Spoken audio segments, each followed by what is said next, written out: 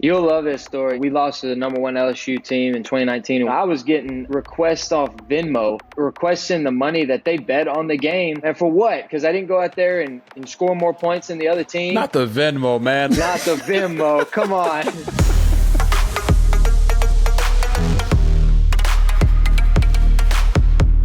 Yo, I'm Robert Griffin III, and welcome to RG3 and The Ones, Away Sports and Entertainment original presented by PrizePicks. On this show, we talking to the ones that don't just know the game, but also study it. And hopefully you can take one thing from this show, apply it to your own life, and become the one in that bad boy as well. I'm just the one that's now gonna take down my Christmas tree. Psych! Not happening. All right. Listen, just a little late. April Fool's Day joke for you guys. That bad boy's staying up forever. As a girl dad of 4, it's Christmas every day in this household.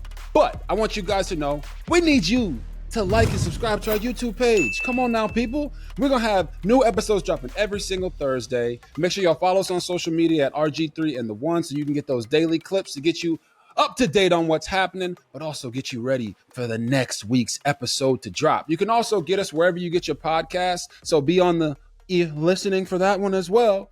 But we can't get this thing done without you guys. So like I said, like and subscribe to our YouTube page. Go ahead and hit us up in the comments on who you want to be on the show next or any questions you might have. And guess what? We're going to answer them bad boys. But coming up on this episode, I'm talking to the one who's one of the fastest processors in college football today, a dual threat quarterback who played 5 seasons of college football. And now he's ready to take on the pros. Welcome to the show, the one and the only Bo Nix. Thanks for having me today. I appreciate that. What an introduction. And you just had to throw out the Heisman thing, didn't you? You just had to put it out there. You had to remind me I lost. Listen, I wasn't trying to remind you of the loss. I was trying to let you know just how close we were. I know. We were very close. Together. Very close. Nah, man. But it was honestly awesome to get a chance to talk to you and meet you and the family at the Heisman ceremony. Just how was all of the festivities getting up and getting geared up for that? How was that for you and the family? Well, it was truly a dream come true. I always dreamed about being in New York. Always wanted to be there. Always wanted to be a part of the ceremony. And my last year of college football, we made it happen, and it was a dream come true. It was an awesome experience. It was, exactly what I imagined. And honestly, the ceremony was, not what I imagined, because you can't imagine it. You can't imagine it until you get there. And I didn't realize how secluded and how small of a gathering it was and how private it is. And it was unreal. It was crazy. That hour went by very quickly too. That production was very fast. But it was an honor to be there with such great guys there. Marv and Mike and Jaden, who ultimately won it. I mean, those guys were incredible, had great seasons. So it was a phenomenal group, and I was just very excited to be a part of it. Nah, you made that group everything that it was. Like, I don't think people understand every individual person through that process is so important to it. And the fact that you were there as a great player amongst other great players was phenomenal. But I know most of you guys that were in that group, I think actually all of you are now really excited that the 2024 NFL draft is like closing in on us finally. But I have to ask you this, man. Are you sure you don't want to play a 6th year of college football? Well, I was, I'm back in Eugene right now, so I'm watching them practice, and I'm like, I am glad my time is up in college. I am ready for something new, ready for something different. And I tell a lot of people I never planned on playing all 5, but the opportunity presented itself, and I had a great, chance here at Oregon to go compete for a championship, and that's what we were able to do. For my last year. So, my college experience was a tale of, 2 schools. It was 2 different, atmospheres and environments and 2 different journeys. And wouldn't have been here where I am today without either one of them. No, I certainly believe that. And we'll dive a little more into that a little bit later. But doing my research to have this conversation, it popped up that like Justin Herbert has started 62 games in the NFL since he played against you when you were a freshman. That's absolutely wild to me. But you did play 5 full seasons of college football. And by full, I know you missed a couple games here and there, but still 5 seasons is a lot. Having 61 starts, the most in NCAA history, that's a lot. So I'm going to ask you this question. I don't know if anyone's asked you yet, but what are you going to miss most about college football? Wow, that's a loaded question with many different answers. I could sit here probably any given day and give you a different one. I think it was what I had built up in my head and what I was able to go out there and perform in front of on every Saturday. It's such a big thing to the college football world and to the country. We put a lot into college football, and it's special for those that get to be a part of it. And I think what I'm going to miss is the atmospheres and the environments that you get to play, in and the teams that you get to play with, and Right. every Saturday you get to go into battle with against a new opponent, against a new Right. team, and it's the same in the league, but it's just there's something about the hype and the environment that we make college football into, and that's what was fun going out there and playing, on college football prime time and being the game of the week and playing for a game day game and all that kind of stuff. Right. That's what I'm gonna miss a lot of, and quite frankly, I'm gonna miss the competition and be able to go out there and play at a high level. You don't really get to throw 5 touchdown passes on a weekly basis in the league, so it's going to change a little bit from that standpoint. But I'm excited for the challenge of the next level, but definitely going to miss playing on Saturdays. Yeah, I think it's the pageantry of college football that's Exactly. that's Yeah. a Good little word. different. You know what I mean? Like the Yep. fans, the traditions, the bands, all those things are just there's a little more emphasis on them in college football. But I am glad that you Exactly. got to experience it for as long as you did. But in Hmm. a twisted kind of way, people are kind of trying to use that against you. Through this whole draft process, it's like, well, he had so many starts and he's 24 years old. Bo, I am not saying this, by the way. Some people are saying that they think you're a finished product. Why is Bo Nix not a finished product? Well, you can simply watch my game as I've gone from, simply eighth grade on. Every year I've gotten better. Every year it's been something different, on Right. the playing field, and I've felt that and been able to grow and produce. And I think what's often lost is quarterbacks are often a product of their environment and their situation, There you go. and so whatever environment and situation, you make the most of it, and you ultimately do the best you can to grow yourself, and whatever situation I have been in, I've been able to succeed in whatever situation I feel like I'm going to be put in the future. I'm gonna find ways to succeed. But those, I mean, quite frankly, those who say I'm a finished product, they really hadn't watched the product, and they hadn't watched much of myself. They haven't watched, and I think they're sometimes they say things like that because they just don't necessarily know. They haven't watched. So, thank goodness guys like you, that's not what everybody says. Bo, we got your back. We I know got your you back do. over I here, okay? appreciate it. And I think this is actually going to speak. What you just said is perfect, but I think this also speaks to the fact that you're not a finished product. I watched you over the course of your college career go from being this gunslinger at Auburn to the most efficient quarterback in all of college football last year. I mean, it was unbelievable. 45 touchdowns, only 3 interceptions, 4,508 yards. You completed 77.4% of your passes. You had the fewest turnover worthy plays of any quarterback in all of college football. So, what changed in your mindset from like your game and your decision making from Auburn to Oregon? Well, I don't know if it was a change in the mindset. I always knew the value of completing passes, taking care Right, of the football, having explosive plays, having positive plays, knowing when to right. use my legs. I think the difference, honestly, in the two places was the ability to, play with a certain freedom and a certain, Okay, they'd say, "Here, Bo, these are the tools. You go out there and get us in the right spot, get us in the right play, be efficient, and we got your back. We okay, trust you."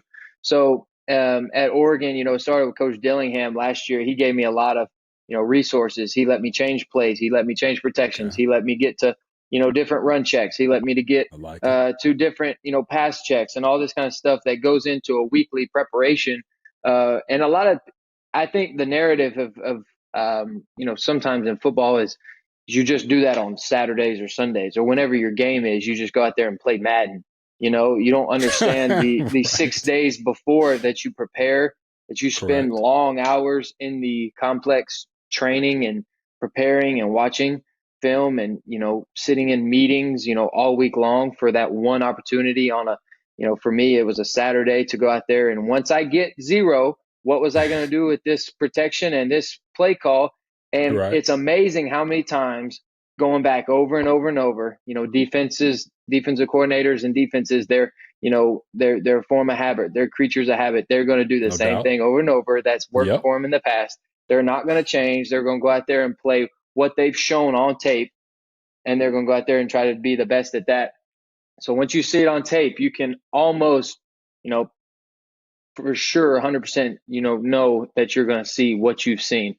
Now, they Right. can change a few things, tweak a few things within their system, but it's Correct. crazy how what you prepare for when it shows up and you've talked about it and discussed it and you're ready for it.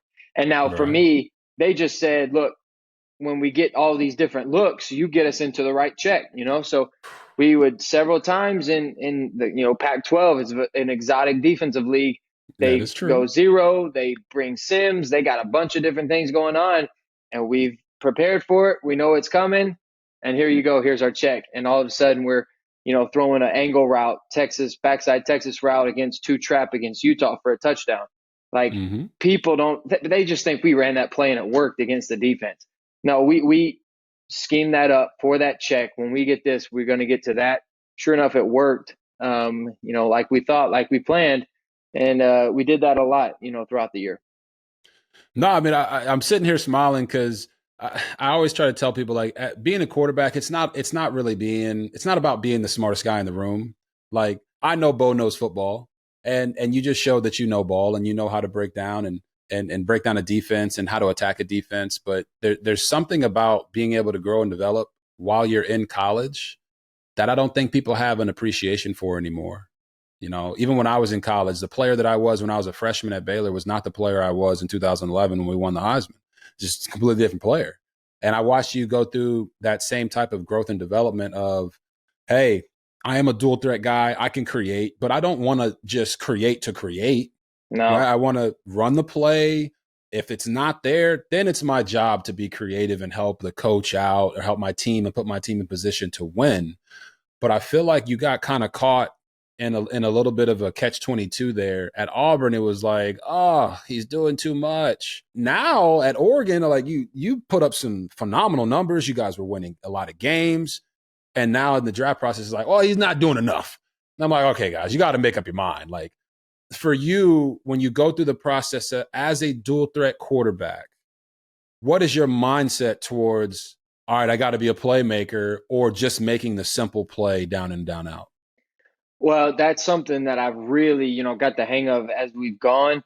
And it's all about being efficient. What is this Yep. play? Why are we calling this play? We're calling this play to go, snag, to the flat route. Well, if I cut half the field down, Mike pushes to the field, I'm going to the boundary. They take away the snag, they take away the flat.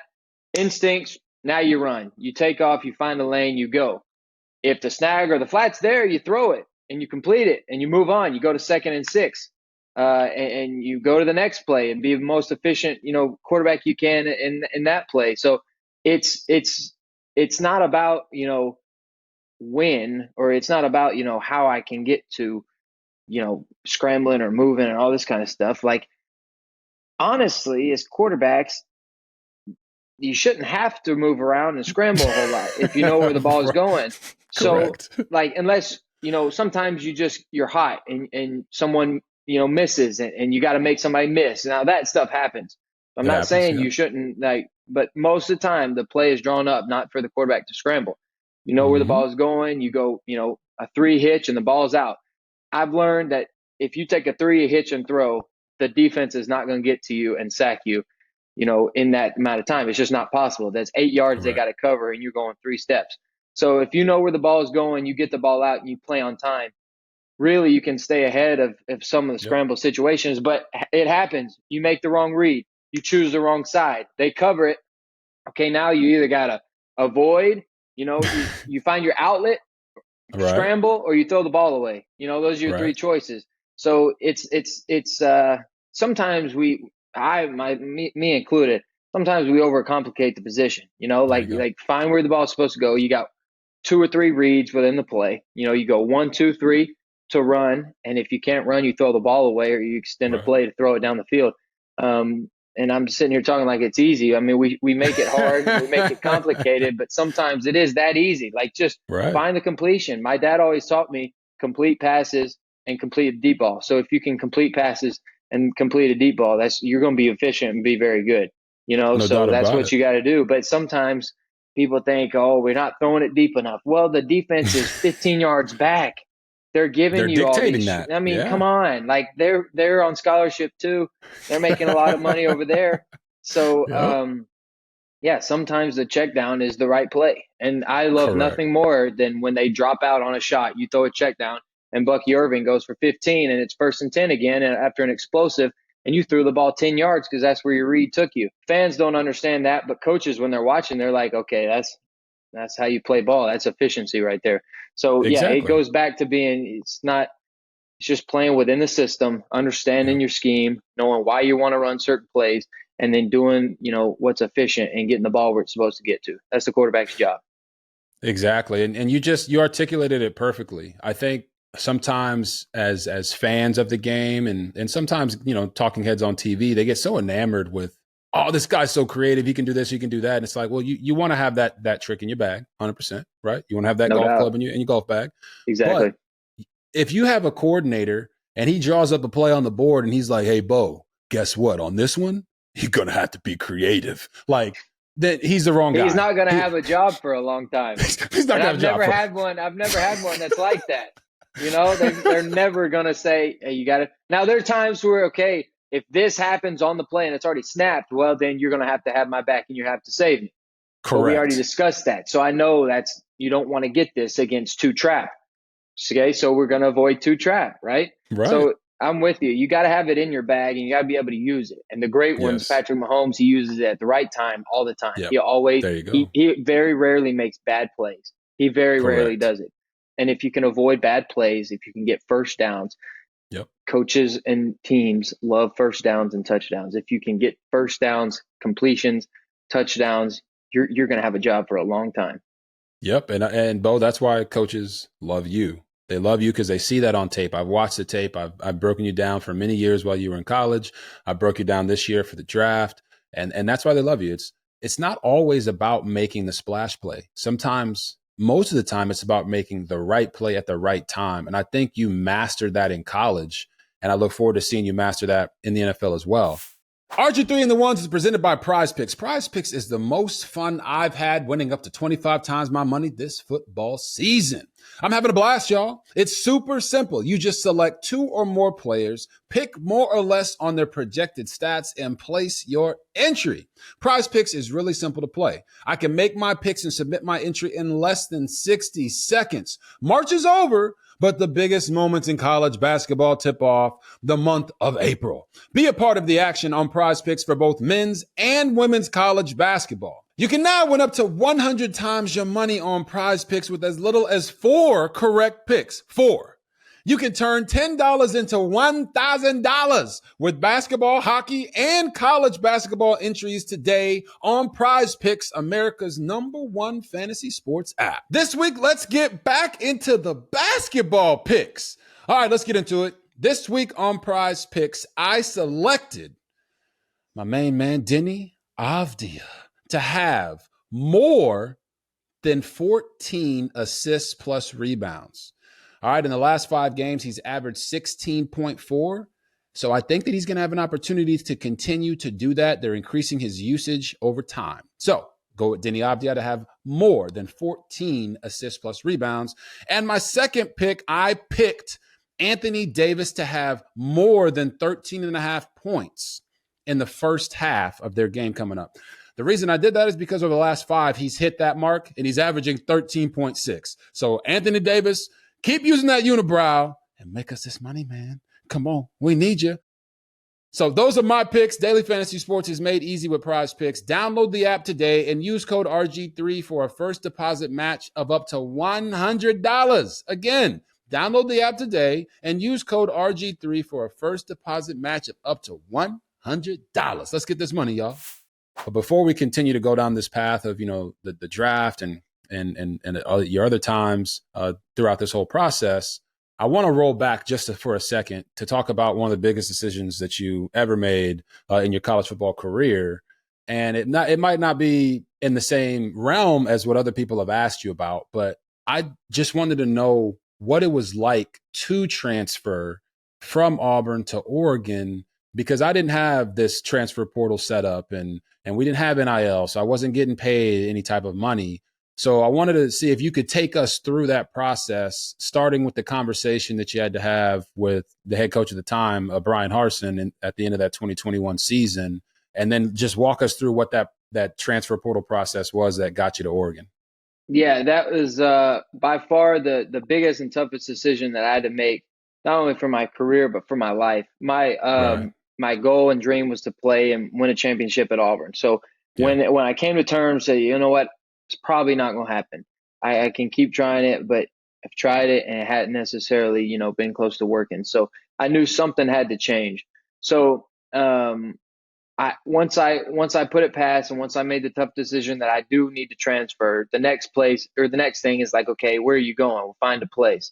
The grass is not always greener on the other side. So Oregon was right when I, graduated, got in the portal. Oregon was right there, and they were like front runner from the get go. And It was really always Oregon. There was never really the decision was brought to me and kind of made on its own. It was that easy. And I never struggled with it. I was never not at peace with it. It was almost like, the Lord put his hand on the map, said, hey, I want you to go here. And it was just like a peace and I trusted, faith. And I just went out there and, sight unseen, I showed up to Oregon, have never seen it, never been to a game, had no idea where Eugene was, got to use the map. Like, we're going, All right. And me and Bucky, we got the joke that, we both transferred and we came for just a t-shirt and a book bag, we didn't come for NIL money. We just came for an opportunity to play and to succeed. Now, both of us, we got opportunities from that because we made great decisions and we came to a program like Oregon. But we, me included, was not chasing the NIL world, not chasing nothing, but an opportunity to play and show my talent and to ultimately go to the next level and not, waste my opportunity. So that was it. And it was a tough decision. But when I got here, it was one of the best. I mean, it was 2 incredible years. I wouldn't have changed a thing about them. They were incredible.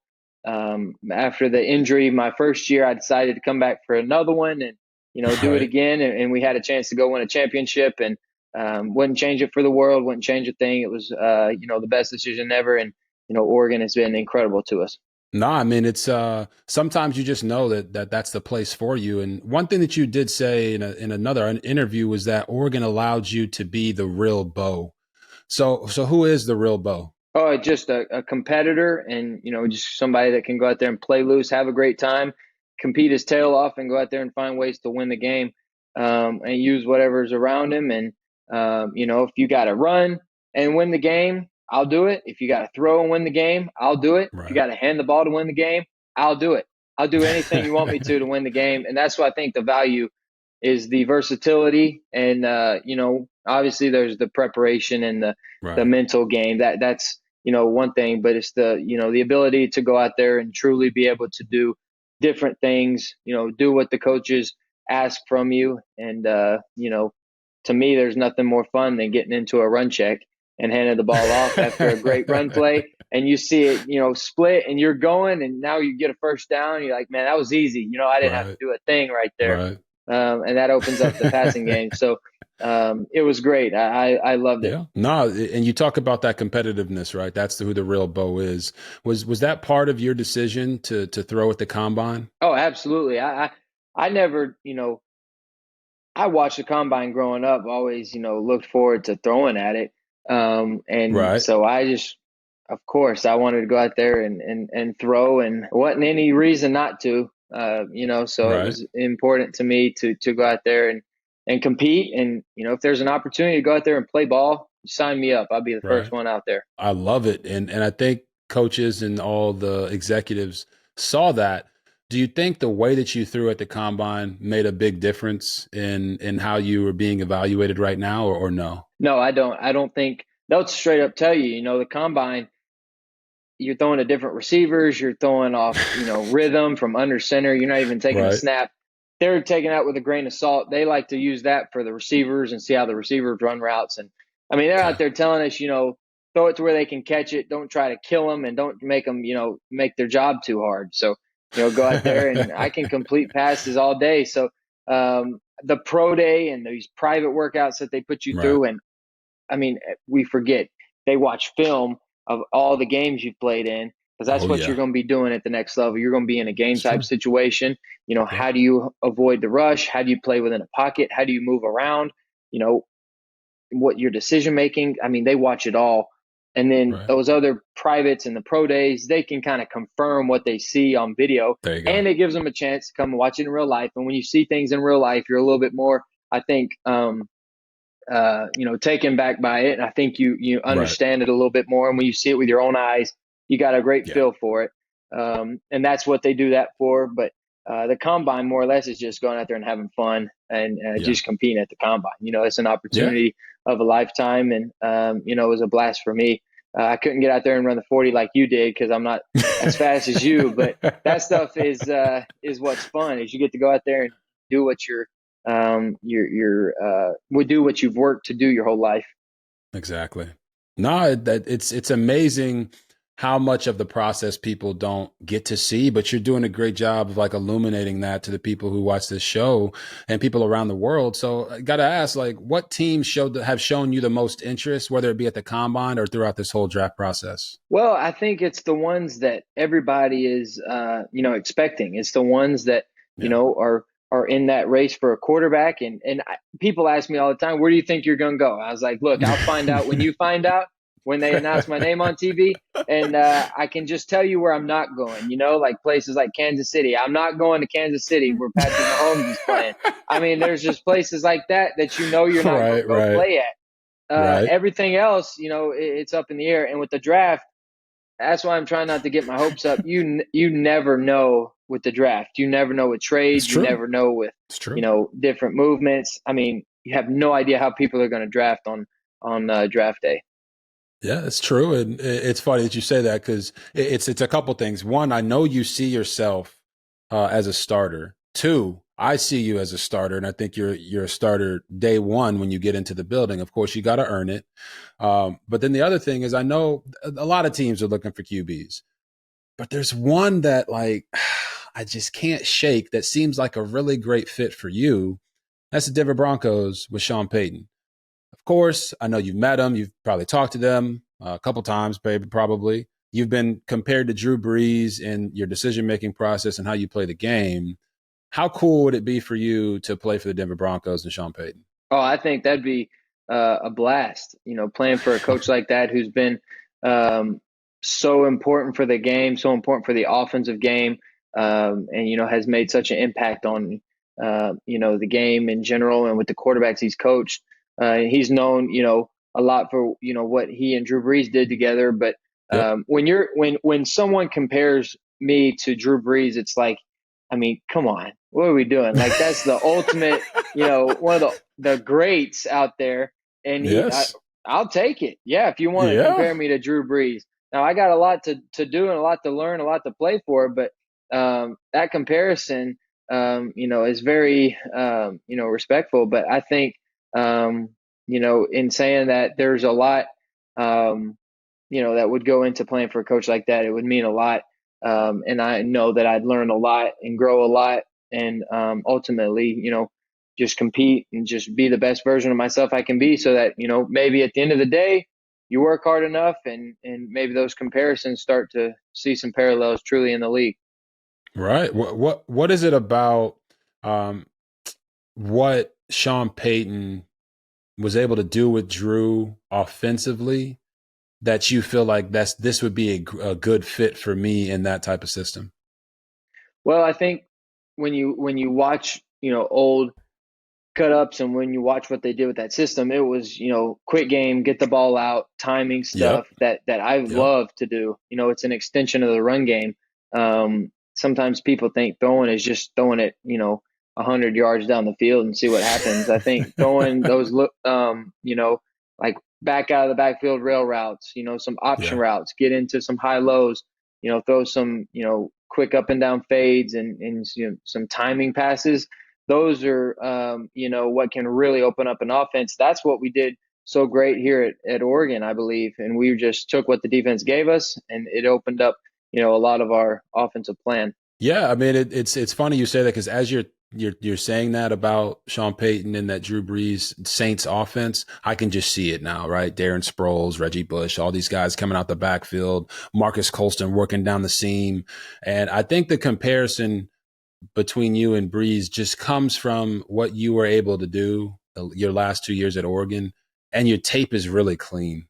You know, fundamentals are clean, making the right decisions are clean, and that's what Drew was known for. He was known for obviously pushing the ball down the field, but people don't understand how creative they got in the screen game and in the quick game and how they made the job of the quarterback so much easier. I think that's what Sean Payton could do for you. And if the Broncos do draft you, I would implore Sean Payton drastically, with everything in me, to bring Drew Brees in for you so you could spend a couple months with him to know how to master and give Sean Payton and that Broncos team what he wants you to give them. I think there's no better person to learn from for you right now than would be Drew Brees if you were to get a chance to play for Sean Payton. So now, this whole process, you train with certain guys and you get close to guys through this process. Everybody's training at all these satellite places around the country. You've had the honor of working with Drake Maye. How has that process been to be working with another one of the top quarterbacks in this draft class as you guys compete with each other every day? Well, it's been a blast. And, there's nobody better than a guy like Drake Maye. Unbelievable person, awesome personality, ultra competitive. I mean, we're in there doing, broad jumps and we're competing to see who can jump the farthest. We're never going to jump for our, daily job ever, but we're Right, out there right. competing at it. And that's just, who we are. That's what that's, where we are comfortable is in those competitive environments. And he's got a big family, comes from, a competitive family. I, have the same. So that's just how we were raised. That's how we grew up. That's how we're comfortable. But I learned a lot, from him, and hopefully he learned a lot from me. But it's just fun to be, in a situation with him, and you know what guys are saying. You're like, how do I stack up against this guy, or how can I compete Okay, against this guy? okay. So, and Yeah. he was thinking the same thing about me. Like how are we going to do it? But it was a respectful, very respectful, competition. It was, a lot of, respect for one another and appreciation for Right. what our college careers, were. And at the end of the day, now we got, a long-term friendship that we'll be able to see each other after games and, always be a familiar face and just always talk to each other. We spoke after each one of our pro days, just asked how it went. I mean, it was just a quick 2-month process that we were able to spend every day together and get to know each other. And I mean, we went back and forth like we were brothers. So, That's awesome, I man. appreciate that. I appreciate him for pushing me. I know I tried to push him and we just made each other better. And that's ultimately all you want to do. No, that's awesome to hear that because I feel like sometimes in the quarterback position, it becomes like a little standoffish. Not that anybody would say anything, but it's like, nah, I got to do my thing and you got to do your thing. But I want to see those bonds between the quarterbacks continue to build because we don't really compete against each other. You know what I'm saying? Like we're competing against the defense. It's team based, right? Your team trying to beat the other team, but there's nothing that says that guys can't be friends and build that network of quarterbacks. But I do have to ask, who had the better broad jump? Well, I think I did, but I don't even want to put that on like, record. I don't even know if we were very far. I don't even think it mattered. We're talking There about you an go. inch or two, like who had a better jump, that specific jump. So I mean, come Gotcha. on. I'll say I'm faster than he is. But Okay, okay, okay, okay. he didn't want to race me, but he can also throw it farther. So, there's a, that's what makes both of us so good is because we compete at a high level. We're both great at Right. different things. And it's been, just a joy to be around him. No, that's awesome to hear, and I will write that down. Bo Nix faster than Drake May. Just throughout the rest of this process, who else have you gotten close to, whether it be other quarterbacks or other position players, outside of the guys that, of course, are in the draft from Oregon? Well, I think when you look at Senior Bowl and Combine, and then just what we've been able to do, I'm around a lot of different quarterbacks. So I got to spend the week with Michael Penix and Sam Hartman. So those two guys were awesome, great to be around, and great people, great players, and just that was a lot of fun. And then there's so many other positions, as you go through and different individuals in those, different places that you get to Right. see and meet. You watch them on Saturdays and you finally get to meet them, and there's just a mutual respect. But I've been able to be around a lot of guys, and that's the joy of the process. And ultimately, you hope to be teammates with a few of them. No, no doubt about it. And one of the guys you just mentioned, and Michael Penix Jr., you made a joke on Colin Cowherd's show. I think it was almost 2 weeks ago now, where you were talking about the fact that Penix had got you the three times you guys faced off against each other. Just how much of a motivating factor was that rivalry for you and for your team through this process of trying to go out and win a championship? Like, how much did that motivate you on the daily? Oh, it was every day. They got us last year, and we felt confident going into the game this year, and it was at their place, and it came down to the wire, and we felt like we had every opportunity we could to win the game, and we didn't, and we were like, we're going to get them this next time. This is our time, finally Right, in the right, Pac-12 championship. And they just always came out and played, very good. They came out and played, at a very high level, right. and they beat us three times, and it's something that I unfortunately am going to have to live with, for the rest of my life. But thank the Lord that there's a lot more to life than football and football games and outcomes. And There you go. my younger self would be throwing a tantrum and just having a fit, and Right. just not be able to get over it. But I've learned that there's a lot more to life than football and wins and losses. Even though you put your heart into it, there's a lot more that goes into it. Yeah, this you saying that there's more to life than just football. Some fans would be like, "No, it's got to be everything." Right? It's everything. We win or lose, and it determines your week, how you feel on Monday through Friday. And I do understand that uh, to a certain extent. Like, we all care about the game, we all care about winning, but the wins and losses on the field don't make or break you. And you kind of alluded to that this whole process when people ask you the question of what was the difference between Auburn and Oregon, and it goes to the fan bases, and you talked a little bit about the hostility, and maybe it's an unhealthy obsession at times. Do you feel like, for you, having played in both the SEC and the Pac-12, actually gives you an advantage over some of the other quarterbacks in this draft class? I don't know if it's an advantage, but I do think it's a important part of it. I think I've Yeah.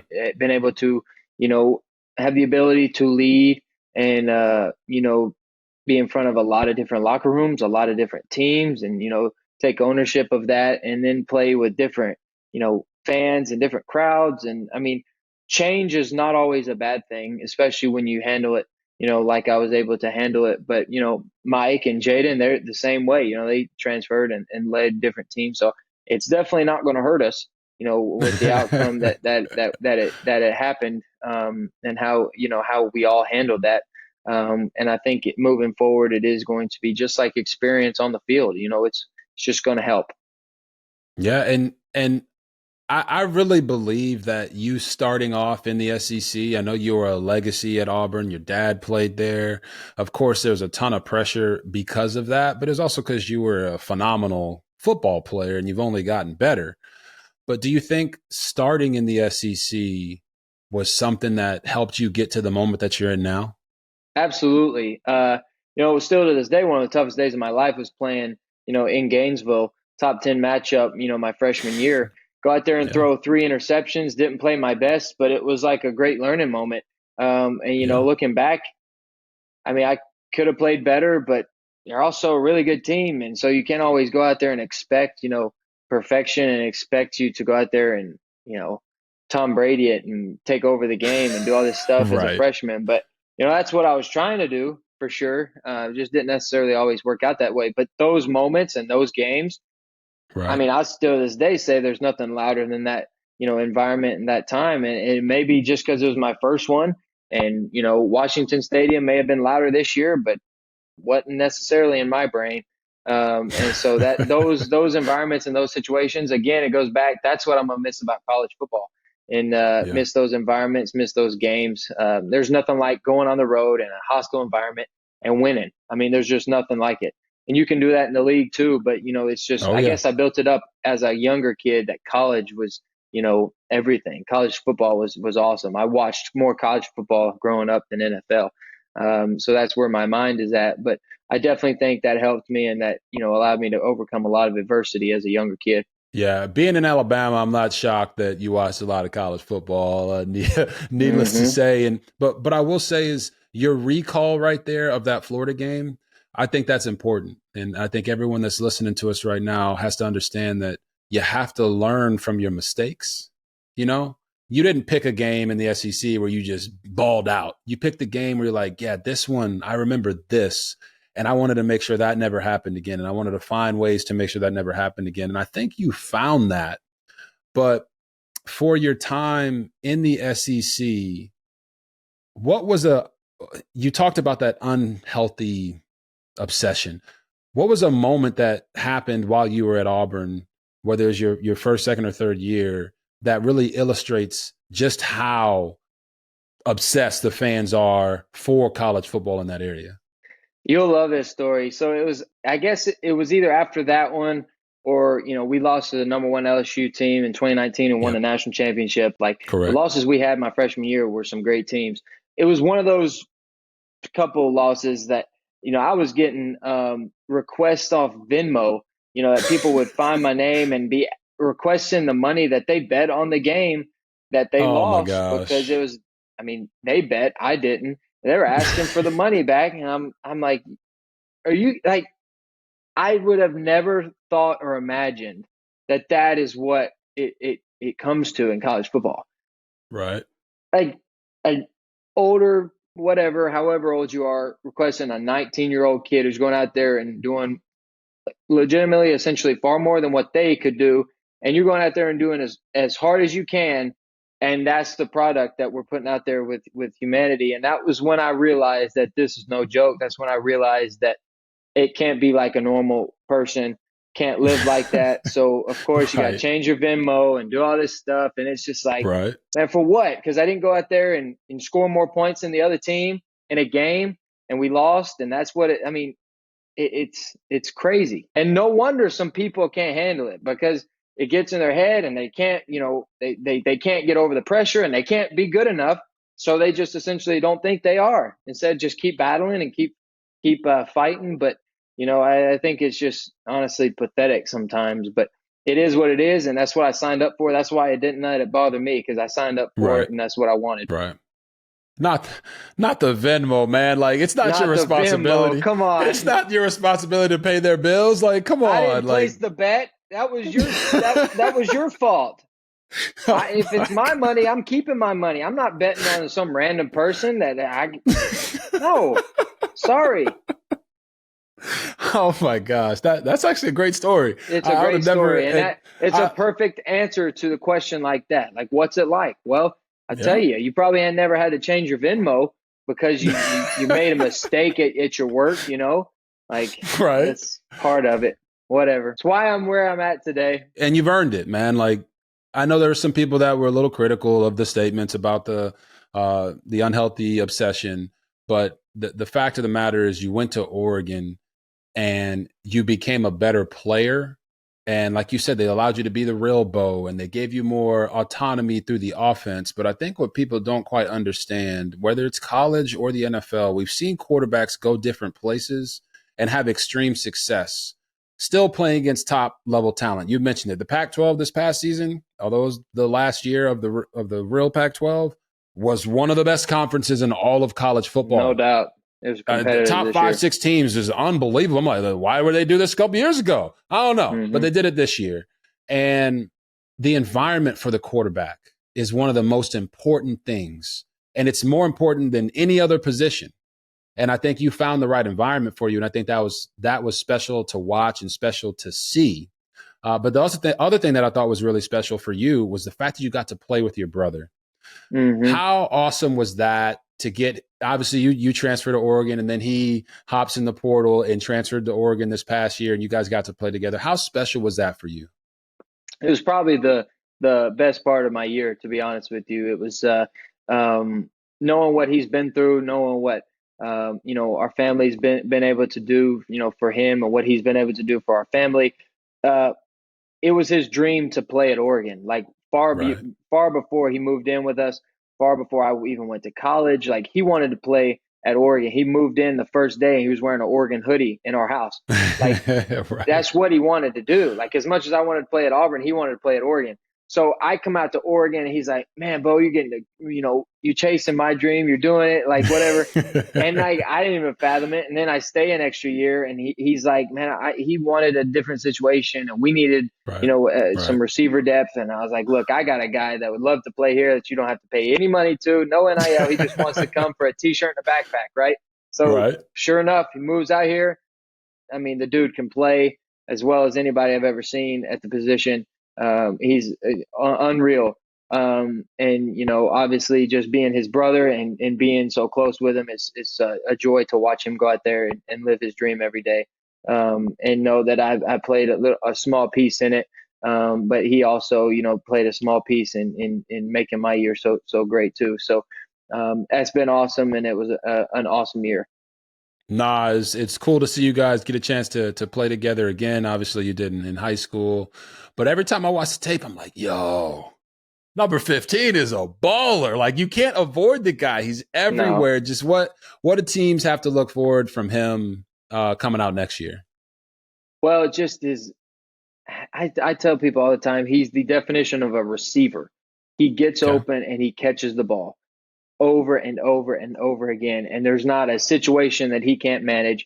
The bigger the right, game, the better he's going to play. right, The bigger the occasion. I don't know. I mean, for whatever reason, he doesn't necessarily feel the anxiety and the pressure. He just, whatever right. situation he's in, he just raises his level. And great receivers, that's what they do. When it's That's 2 minute true. drill and when it's time, somebody needs to get open. Somebody needs to catch the ball. Who am I going to? Well, he's one of those guys that he's going to be open. He's going to win against any one-on-one matchup. He's going to compete his tail off, and at the end of the day, he's going to be there for me. That's all a quarterback wants, is a guy like that. That's awesome. The great breakdown. I got a couple more for you bounce. So one of the most iconic moments of you guys' season was that Colorado game, and you were in the locker room for the famous, not the infamous, but the famous. They're playing for clicks and we're playing for win speech from Dan Lanning. Just what was it like being in that moment in that locker room at that time when that went down? Well, we practiced all week, um, handling distractions and handling Yep. noise and handling the shoves and the bumps and the smack talk and this and that. So we prepared for it before we even got there. That's why it didn't phase us when it happened. We knew it was going to happen. We just disregarded it, went out there and hung 40 and kept them to under 10, and it was a very fun football game. And we wanted to talk with our play, and we wanted to Right. go out there and essentially win a football game, and we wanted to beat them as bad as we could, just like any given Saturday. You go out there and beat the team as bad as you can. And unfortunately, they just happened to be the first Pac-12 game, and it was kind of before they started hitting a lull. But I mean, we had a blast with that one, and that was one of the best ones of the season. And playing at home, and the game was rocking, and I mean, it was just one of those days for the Ducks. Yeah, it was unbelievable performance by you, by the team. Was there, like you said, they were the first Pac-12 game, but was there any added motivation, maybe not from you personally, but from just collectively the group because of the amount of attention that was being paid to Colorado? I think so, but at the same time, it was like, I mean, I think we wanted yeah, we wanted to beat them because they were, I guess, getting the attention. And if we beat them, then now we were going to be getting the attention. So it was not necessarily motivation, but it was just like, they're the next team in our way. and this would be a great statement for our football team. And sure enough, we went out there and made a great statement, and the game was so much fun to play in. Yeah. So at this point, Bo knows Oregon, right? Didn't know it before, but you know it now. I know it now. Why is Dan? Yeah. Why is Dan Lanning the guy that can lead Oregon to a national championship? Well, he's relentless. He really is. He is going to do everything in his um, power to make sure the team is ready to go out there on Saturdays. And there's not going to be a game to where they come out flat. There's not going to be a game Yeah. to where they come out and they're not prepared or ready to play. He gives everything he's got to the team. He gives everything he has to the program, and he wants to win a championship more than anybody else in that field house, in that complex. And he wants to do it. And I see no reason why, the way he's going, he can't get it done. I'm excited for him. I'm excited for the future. I wish like crazy I could have been that guy that got him one. But Right. unfortunately, save it for the next guy, and at least we set up the path for them to go and continue to get better and better. And the conference Yeah. realignment is going to be unique and different, but Oh he's yeah. going to Oh handle that yeah. well too. And he'll have a few things up his sleeve to kind of handle that in different advantages that he can find. I'm excited for him. Excited to see them continue to find success. Yeah, I think they will continue to find success. I've always said that Dan has like a sinister joy about him, right? Like, and sinister in the nicest way. Like he is like determined He to be is. great, and for the guys around him to be great. I see it. Was that part of the reason that you decided in a world of college football where guys are opting out of bowl games, like linebackers, like they're making business decisions like linebackers when they see Derrick Henry running at them? Was it part of the reason that you played in that bowl game was for Dan and for your teammates, or what went into that decision for you? Absolutely. And again, I go back. It was another chance to go play football. Like I, the college football that I know and love, I couldn't pass up an opportunity to go play another game. Like that's what I Okay. have done my whole life, is for those moments. I had a chance to go out there and play for a big game. The Fiesta Bowl is no Right. joke. Get to go out there Yeah. and finish a 12 win season. It only happened like a few times in Oregon history. Like it's not Right. just something to play around with. And yeah, he had done a lot for me. The team had done a lot for me. So the least I could do was go out there and compete at a high level for them, one last time. But it was never a question. It never crossed my mind not to play. It was almost like, when's the bowl game and who are we playing and what time's the game? When do we leave? It was that Right. sort of thing. And then got Bucky to play with us, and a Yep. lot of guys that it's just going out there and playing football and having a good time, Yeah. and what is there to really lose? I mean, at the end of the day, you're going out there. That's why you train. That's why you prepare. You are only given the next opportunity, and that was my next Yep. opportunity. So I went out there and played as good as I can. And Coach Lanning, Yeah. like I said, he was going to have us ready to go, and sure enough, we were ready for that game. Yes, you were, and I'll say this: you led a lot of guys to play in that game with you. I was very thankful that you played in that game because I called that game, Yeah. and it made it that much better to be able to call Bo Nix's last collegiate game. You did a phenomenal job. I appreciate you coming on the show. Before we bounce, the last question is for every fan out there, every NFL exec that's going to watch this: why is Bo Nix a franchise quarterback? Well, I think my passion for the game, my love for the game, my purpose is very big. I think what I'm a super ultra competitive. I'm going to compete in everything I do. I'm going to compete to be the best that I can be, and I really hope that that's one of the best. That there's that's been able to play the game, and everybody does that, and everybody plays to be the best, and everybody plays to be to reach their potential.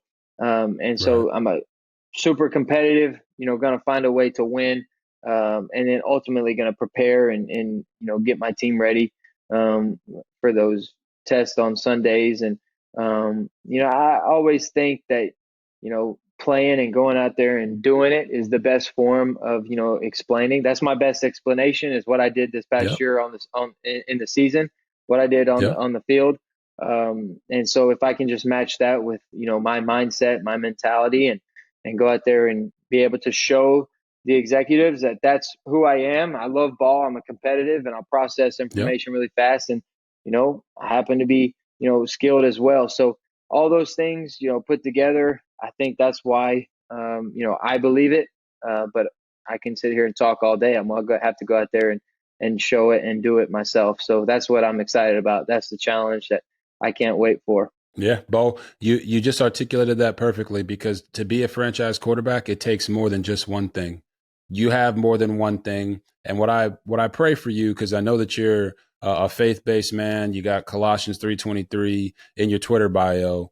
I also hope that you go to the place that wants you, No doubt. because that's really important for the quarterback. The top Absolutely. down, they want you and they want to invest in you and give you the best chance to be successful. Because I could make the case for you very simply. Right now, your last year in college, you had a 9-to-1 touchdown interception ratio when pressured inside the pocket. That's unbelievable. You had 21 total touchdowns when blitzed with 0 turnover-worthy plays. That's also unbelievable. And for anybody out there that says that you're a check down merchant, they're not watching the tape. You threw 37% of your passes past the sticks. That means past the first down marker in this past season. So everyone has to know that Bo Nix is a real player in this draft, and the team is going to get a franchise quarterback when they draft him. Appreciate you for coming on the show, my guy. No, I appreciate it a lot. Thank you for that. You're very kind to me. Very good. I appreciate your podcast. You do a great job, and just honored to be a part of it. If you would have told my 12-year-old self I get to talk to RG3, I'd be ecstatic. So I appreciate it a lot. I look forward to seeing where you go, man. It's going to be an exciting time. This next month leading up to the draft is going to have a lot of nerves. To just appreciate every step of the way, because you're not going to get this moment in your life back. Appreciate it with your family. Appreciate it with your wife, Izzy. And I wish the best for you going forward, my guy. Absolutely. Thank you. All right. Well, that's a wrap for episode 29 of RG3 and The Ones. I want to give a huge shout out to the man, the myth, the legend, Bo Nix, for coming on the show, dropping some gems for us. And we're looking forward to seeing where he goes in the NFL draft. But make sure you guys, before you bounce out of here, we want you to listen to and subscribe to our YouTube page. Make sure you follow us on social media at RG3 and The Ones. And once again, don't forget that you can get us wherever you get all of your podcasts at. I gotta say it, RG3 and The Ones is a Wave Sports Entertainment original presented by PrizePicks. And I gotta give a huge shout out to our producer, Joanna, and our editor, Brady. None of this is possible without them and the team over at Whispering Oaks Productions for making this bad boy happen, and also having to deal with me week in and week out. I know it's a tough thing, so I want to give them a huge shout out for that. Before you guys bounce, again, like and subscribe to our YouTube page. I like to leave you with a little bit of inspiration before you go. So I just want to say, listen, in life, you can't control everything. You're not going to be able to manage how people treat you, but you can always control your response. Control what you can, let go of the rest, and go live your best life. We'll see you guys next week. Peace out.